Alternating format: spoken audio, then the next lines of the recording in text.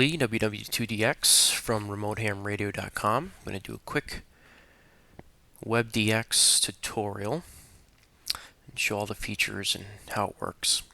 So first thing is we're going to go to the Remote Ham Radio webpage, which I'm already there. And we're going to go to member login. I'm going to log in as our club call. Okay. Okay, once you log in,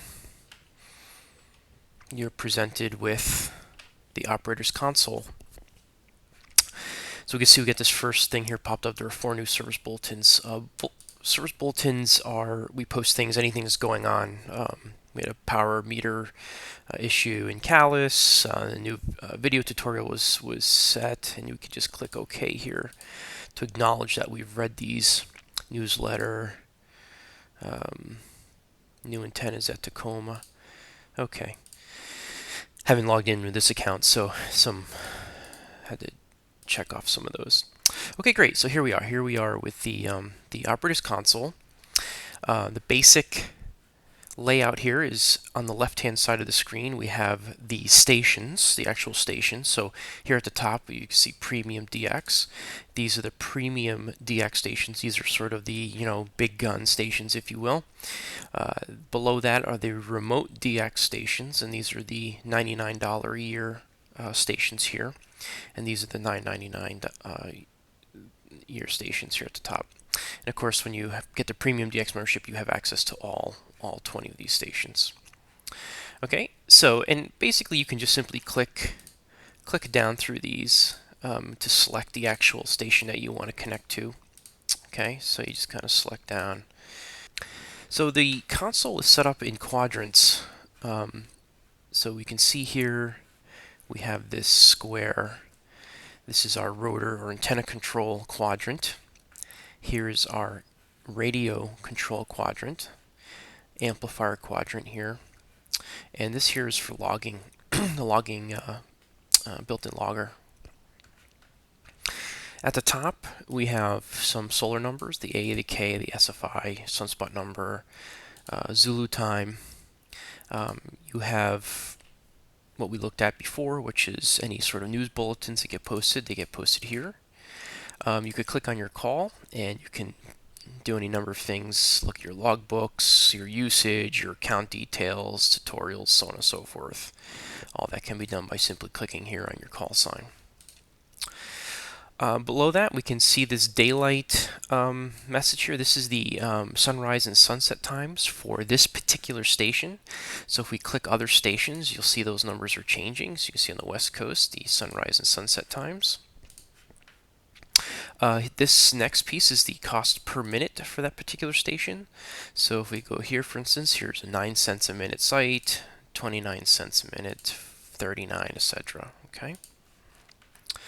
And then this here is the status of the station. This is station available. It's green, means it's available. If we select a station that is red, you can see it says in use. It's in use by some other user. We can't do anything with it. If we try to do something like turn the rotor, we get a pop-up that says permission denied, right? You must be the control operator. So no other user can take the station from you or move the rotor or do anything like that. You have full control over the station once you connect to it.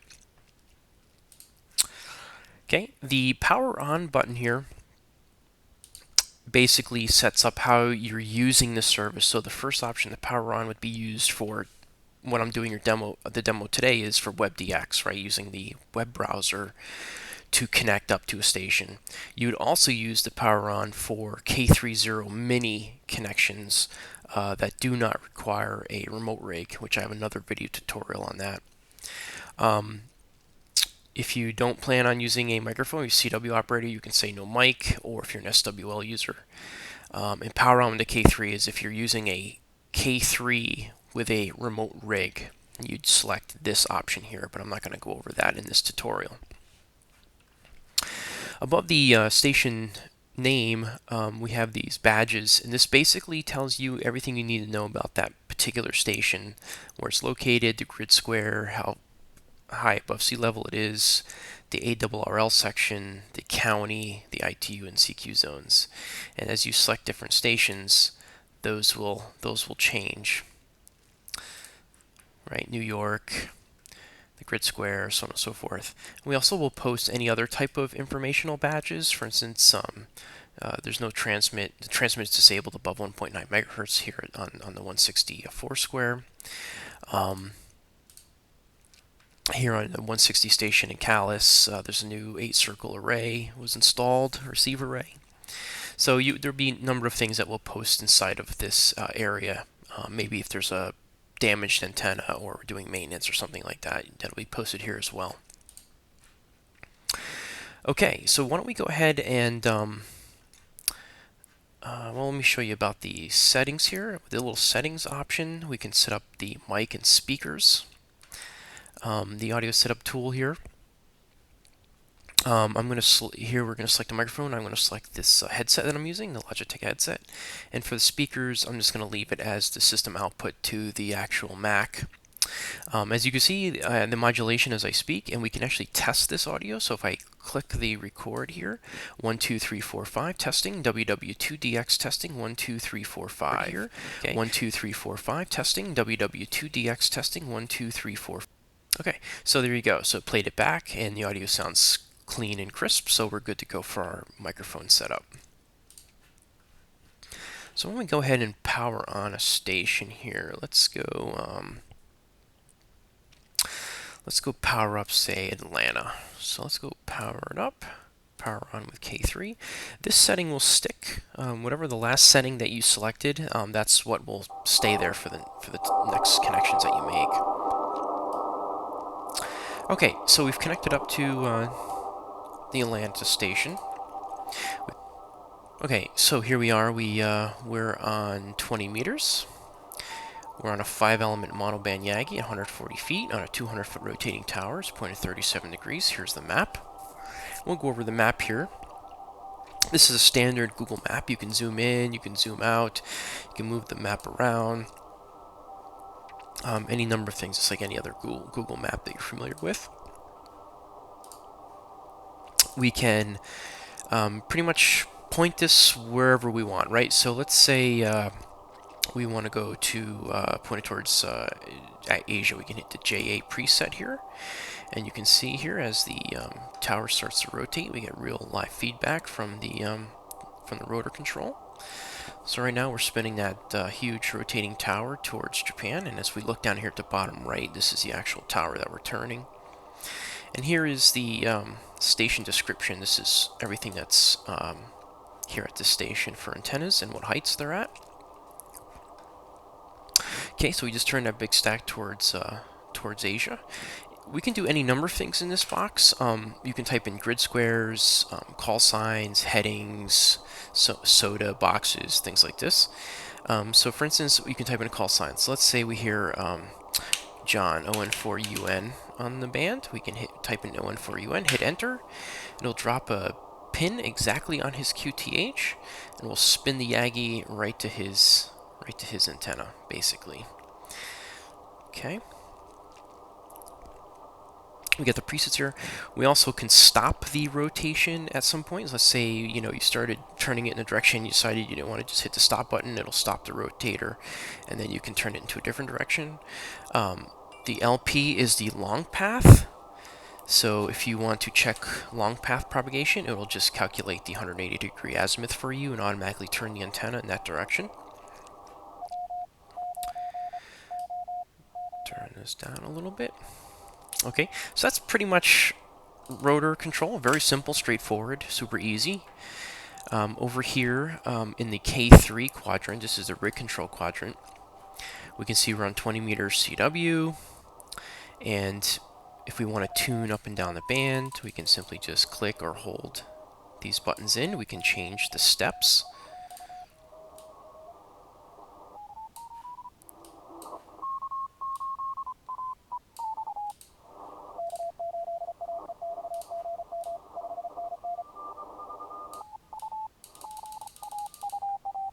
Okay.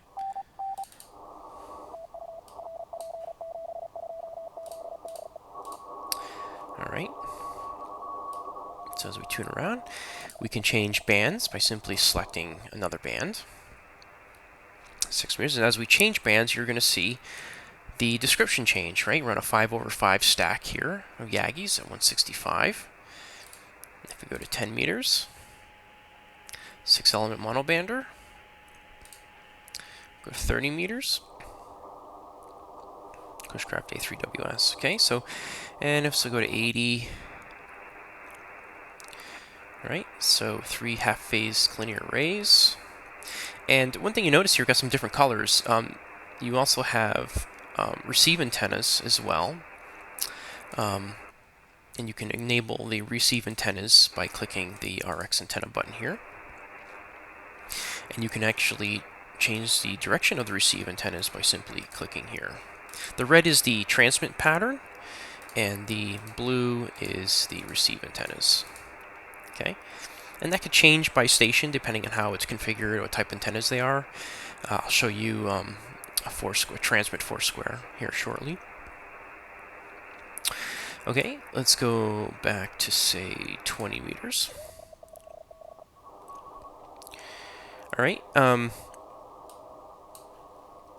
This is your VFO A, your main VFO, your VFO B here on the right. You can do any number of things. You can click the transmit badge on the second VFO, which will now do split. So you're receiving on 2.2 and transmitting on 7.5. You can also use this quick little button here, split button. You can say, you know, if the DX is listening up 1, you just click up 1. It'll automatically set your second VFO to up 1.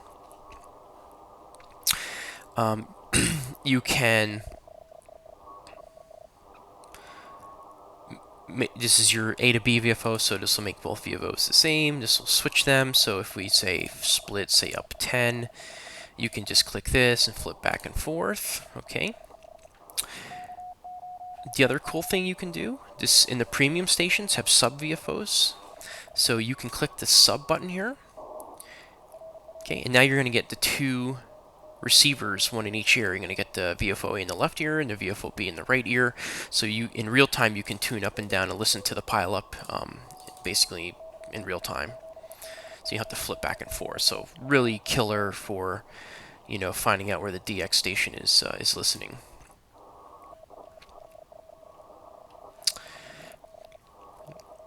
Okay. AGC buttons, notch, normal stuff, notch, noise blanker, noise reduction. This is a CW. This is where you'd enter real-time CW transmission. So as you would type here, it's going to send those characters out in CW. I'm not going to do that yet. I'll show you that here in a few minutes. Okay, these are macros. So currently there's no macros here. So if we hit the Edit Macro button, we can say NN2DX, macro 2, 599TU, macro 3. So there's substitutions for the station that you're on. So for instance, you can do things like if you just set your macro as state, right, and say 599 state, it'll send 599 and whatever the state tag is here. Okay. So you get all these sort of macros here that you can set up. There's a run mode here. I'll talk about that a little later for running in CW. It's like an N1MM's ESM mode essentially built into the console. Okay, so if we hit save here, you're going to see now that these macros are now populated. NN2DX, 59TU, 59 Georgia. See how it automatically populated Georgia? Now watch what happens if I click on, say, Blueberry. Oh, we're not connected, but okay. It would automatically say New York, right? That macro would be set for you automatically. Okay, so we've set up our macros. Here you can see some other controls, compression, power. Let me turn this down some more. This is the drive power to the amplifier. Okay, so 45 watts of drive from the K3 is going to drive the 1000-watt solid-state amplifier. Words per minute, this is the speed control for sending CW. And the filter bandwidth, right? So if we turn this up a little bit, we can adjust the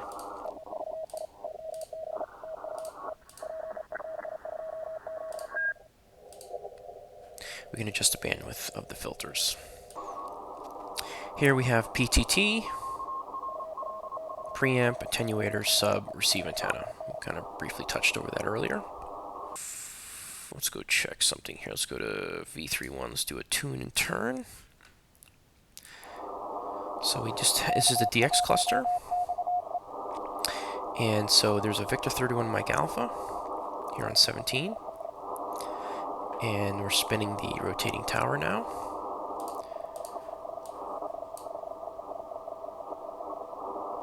Okay, there he is. Let's bring the bandwidth down a little bit. And as we swing the tower around to work him, we're going to use our macros to work this station.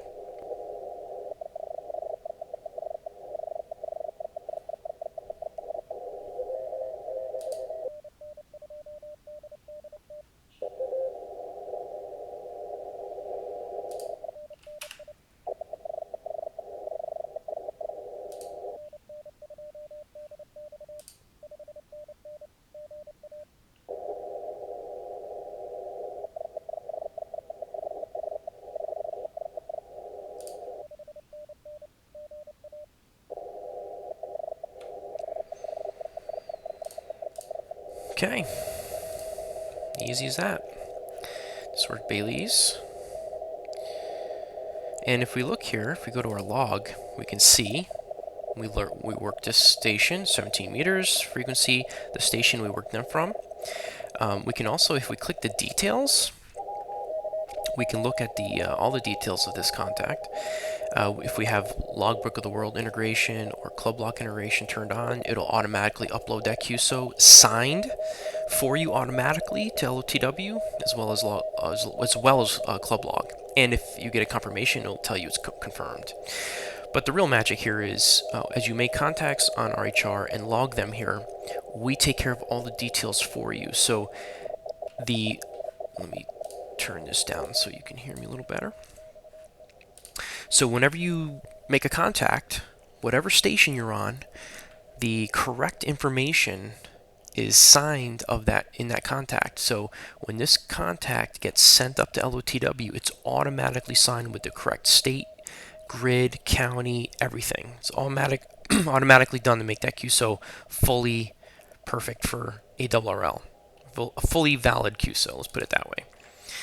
Okay, so that's when using our integrated logging. Okay, so when we connect to a different station here, and I'll show you what it looks like to control 4 squares. So let's come over here to Summit. Let's go to New York. Let's power on the station.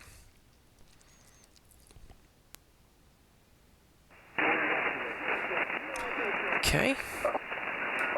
Let's turn the volume down a little bit. So here we are. We're on W2 Summit, New York. 20 meters. We're on a 4/4 stack towards Europe. So a couple neat things that we do here. So let's say, right now we're pointing towards Europe. Let's point towards Africa. Now watch what happens to the antenna description. See what happened? It just changed. Now we are on a 5-element monobander on a separate tower. So what we'll do is we'll automatically select the best antenna for the DX direction that you're pointing to. Right? So when we point to Africa or some other part of the world and we have a better antenna on a different tower, we're going to automatically select that antenna for you. So here we have a 5-element monobander that's fixed towards Africa. But if we go back to Europe, watch what happens. When we go to Europe, we're going to cross over 70 degrees here, 60 degrees, and boom. We're on a 4/4 stack fixed towards Europe. So we have another tower with a 4/4 stack, and we're automatically going to put you on that stack because those are going to be the best antennas for you for that DX station. Okay, that's all automatic, and we do this on any number of bands. So if we go say 10 meters, we have a 5-element monobander. Here you can see 5/5/5 stack fixed towards Europe. But if we go to say Japan, okay, as we start to turn that, Now we're on a 7-element monobander on a completely separate tower. Okay, so all of this is fully automated, so you don't have to worry about any of this stuff. Just go work DX and have fun. Okay, so let's go to, say, 80 meters. So here on 80 meters, let's go 3.795. Okay, lower sideband, so we're in the DX window here on 75 meters, although it's in the middle of the day, obviously. But here we have a Foursquare, so we can simply just click the control for the Foursquare, and that's how you change directions. It's as simple as that. And for transmitting, just hold the control key down. QRL is the frequency in use. Is the frequency in use, please? This is November 2 Delta X-ray testing. Okay, so we just hold our control key is the PTT key. We can see our live output on the amplifier. We can do any number of things here. So we're running 11 watts on the K3, about 1,000 watts out on the amp. If we try to adjust this power to drive the amp harder, we'll notice that we'll kick it back down. So there's a limit set, so you can't overdrive or damage the equipment. Okay, there's a lot of fail-safes in place for this. So what you can do is you can take the amplifier and place it into standby. Okay, now it just passed through. Now you can adjust the output of the K3 to full 100 watts. 1, 2, 3, 4, 5, 5, 4, 3, 2, 1 testing. Okay, and if we place the amplifier back into operate mode, you'll see, boom, we put the power back down to 11 watts of drive power. 1, 2, 3, 4, 5, testing, 1, 2, 3, and then November 2 Delta X-ray testing. Okay. Okay, you're probably wondering what these lines are in the map. These lines are from the DX spots. So if we come down here, there's these tabs here. Okay, I'll go over these in a second.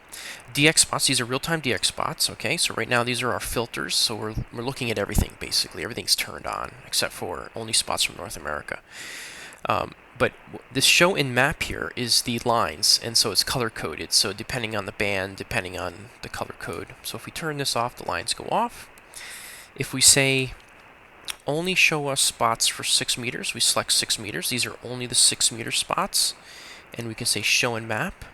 And this will show us the live spots in the map. And as we kind of move our mouse over, you can see them highlighted inside the map. Okay, and you can keep turning this on. You get a different color. You should see there's very little 10 meter spots. Let's say 20 meters. Okay, there's the yellow lines for 20 meters. We can turn those back off. Go to 15 meters. You'll get a different color. There's some, it looks like some openings to Africa on 15. Okay, so that's how basically DX spots works. You can do a number of things. You can click on one of these spots, and you have a couple options. You can tune and turn, which means tune the radio to that frequency and turn the Yagi. Or tune only, just tune the frequency but don't turn the Yagi. You can look them up on qrz.com. You can do any number of things here. So this is really quick point and shoot for DXing. So if we say all, we turn the maps off here, and here's all the spots going on the cluster. So for instance, if we see this E21, we can say tune and turn. Radio turns 17 meters, and the Yagi turns to E2 automatically for us. And yes, we can probably hear him too. And he's there.